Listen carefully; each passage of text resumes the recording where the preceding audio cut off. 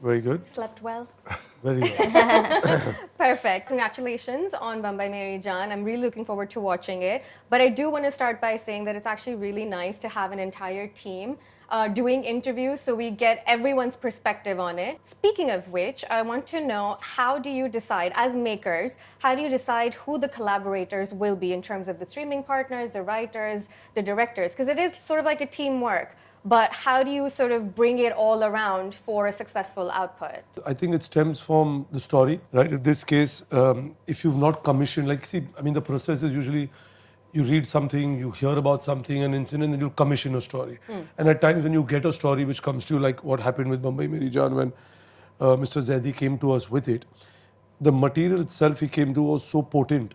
And it's a genre which we keep saying that we are suckers for, we love it. It's absolutely, it is the most popular format, as I mean, as a genre also, which works very well both on streaming or even in a theatrical experience. So when he came to us with this material, obviously there was no director attached, there was nobody attached, but we really liked it. We have a very, like, we have a team which is in-house, which also reads a lot of material, and everyone was just, took to it instantly.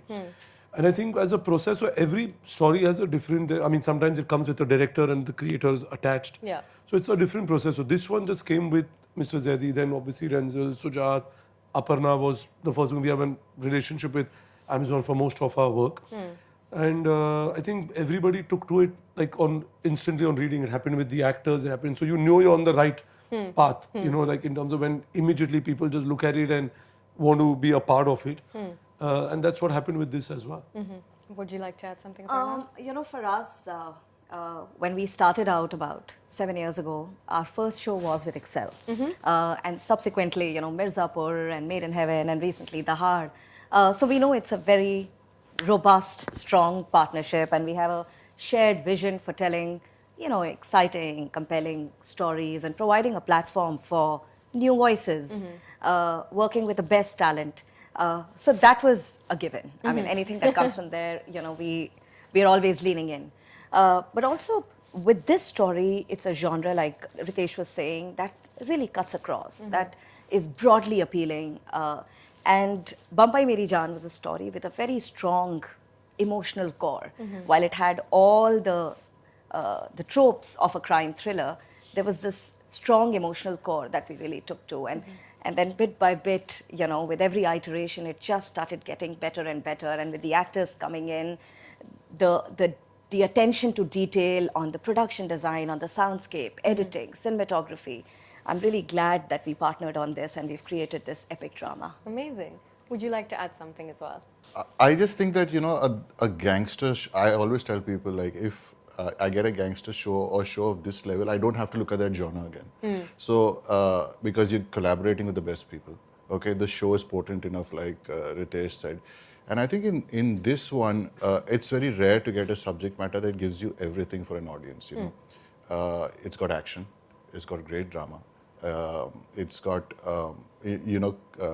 a story that has legs. And also, I think it talks about India post-independence in a way that you won't find in most modern streaming shows, at least the ones, and I binge watch a lot, so those are very attractive things to be, coming to your plate. Did you audition for the role, by the way? Yes, I did. Okay. Yeah. So I spoke to Avinash about it, and he actually remembers the dates as well. He remembers the dates. He does. I would love to know. I remember his date now. He keeps talking about it. I don't remember the date. Okay, but that's I remember fine. the day very clearly. When I got a call for this, obviously when you audition, you only have your audition sides. Yeah. You don't really know much about it. But the show was announced, and I think, as actors, you know what's going on. And Yeah. I knew about this show You being get a made. feeler. Yeah, you just like kind of hear it. So I knew this show was being made, but when I read the audition sides, I was firstly really surprised that I got a call for it, because it's not something that comes my way. This is not the kind of this world, this part, like people just don't consider me for things like this. So when it came my way, I was very excited. And I said, you know what, I'm going to go audition and then just detach from it and let's see where it goes.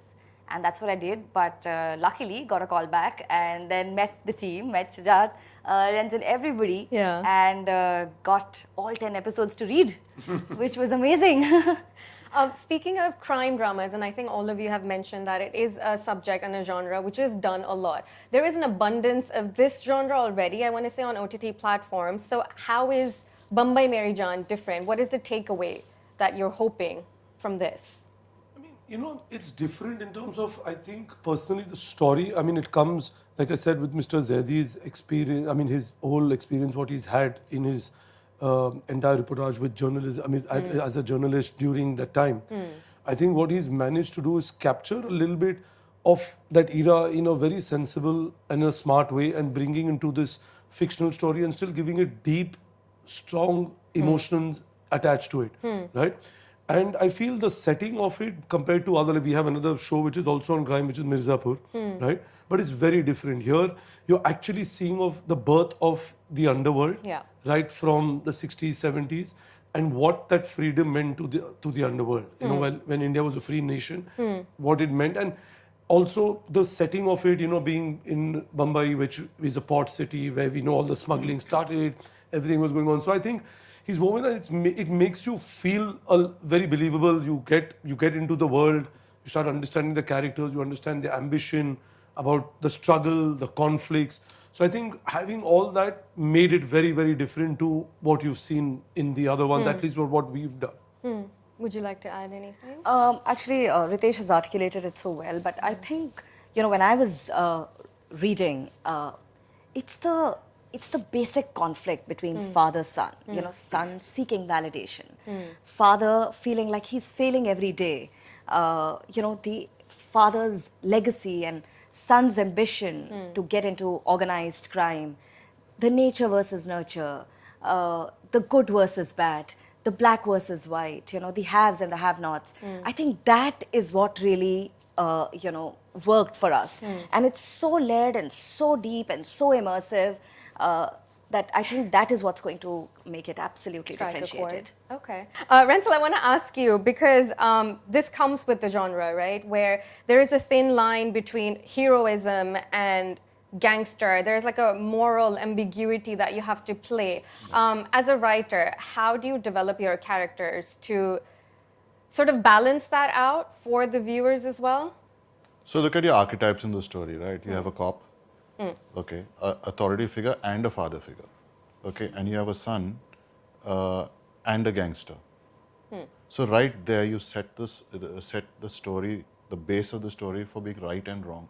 Like good versus evil? No, more than good versus evil. Okay. Right and wrong. Right is very different from good. Right is a set of rules that you live by, and this man lives by, like honesty, being a virtue, okay? And a son who doesn't believe it's important to be honest, because in a world where money matters, what does honesty is a byproduct of what? It doesn't lead you to anything, right? So this sense of right and wrong is the spine of the show, okay? And cause and effect, that's another thing. If you live by the gun, I've been saying this, you'll die by the gun, and we made sure that that is seeded in through the episodes. So a young person looking at this will not think that crime is a life to, you know, aspire to. Very important. It is a morality tale, a cautionary tale, and it is expressed in the screenplay as such. Actions have consequences. Right. So that is something that is evident in every conversations that we will see. Kritika, I want to come to you. You did say this was something very out of your comfort zone. And again, a bit of a personal question, but how do you sort of like mentally prepare yourself to get out of the comfort zone? Because I mean, people do meditation or, I don't know, psych themselves out. What is your process like? I lean on great people around me. I just surround myself with people who are very good at what they do. Awesome. So I can really like use that support system. And I think also like acting, performance is collaborative. It's really not anything, I mean, you can't work in a vacuum. It always depends on what your director tells you, what's on the paper firstly, and then every little thing, like even, you know, the production design or the costume design, the styling, everything, all these tools that make a character give you the confidence to be that person. And till the last scene, you just keep hoping that you've done your best. You've done your best. I'm sure you have. Before I let you guys go, and I'm sure you've been asked this question a lot, but I will still ask again. If Bambai is your Jaan, what do you love most about Bambai? You know, I'm not from Bombay. Neither am I. I had moved to Bombay from Delhi, but I feel like this is a city where you can dream. You can be uninhibited about your dreams, and it helps you get closer and closer every day to your dreams. Nice. Ritesh? I You are think from it's- Bombay. Yeah. I was born in there. I went to school there and I studied there. So yeah, I think it's. I think that I hear people usually say that New York is known as the city which doesn't sleep. I think it's actually Mumbai. Yeah. It is the city which doesn't sleep. You'll find people out. There's no weekend there. You know what I mean? Every day's a weekend. Every day there are people out on the streets. You'll find them. And I think it's so vibrant and it's amazing to be around that energy. It's just got so much like, we leave it for some time. You'll be here and you say, okay, lovely. I'm in London for some time. I'm enjoying it. But trust me, you'll start feeling like that. You want to go back. It'll give you some withdrawal symptoms very soon. So I think it has that magnetic quality which you just can't leave. Pulls you in. Yeah. Both these things, these qualities of the city are like really obviously. And the vada they pav. make it. Yeah, And the the vada vada pav as Oh, well. you have to come to Delhi for the vada pav though. No. Oh, Bombay no. vada pav. Okay. That's Listen, Golgappe maybe I'm on your side, Okay, but fine. not vada pav. Chole Bhature, yes, of course. Yes, definitely. But City of Dreams for me, I mean, it's called City of Dreams, and it has been for me. I found that's my workplace. It's given me purpose. It's given me a professional dream. And then of course I really like the pace and the pulse of the city. I also want to add the people. I think just kindness that strangers show you in Mumbai. Like it's the spirit of the city. I agree. And you feel safe, you feel taken care of, and it's also somewhere really like private, no intrusion, but yet very helpful. Inclusive. Yeah, just that quality in the people of Mumbai. Amazing. Is great. Rensil? I think it's a city that doesn't judge you. Yeah. You can be whatever you want. No one, and you can start anything you want, and there's always, I believe, 4 people who will jump onto that harebrained scheme of yours, and so it's quite something. Amazing. Well, on that note, thank you so much for the conversation. I really look forward to watching the series. Thank you.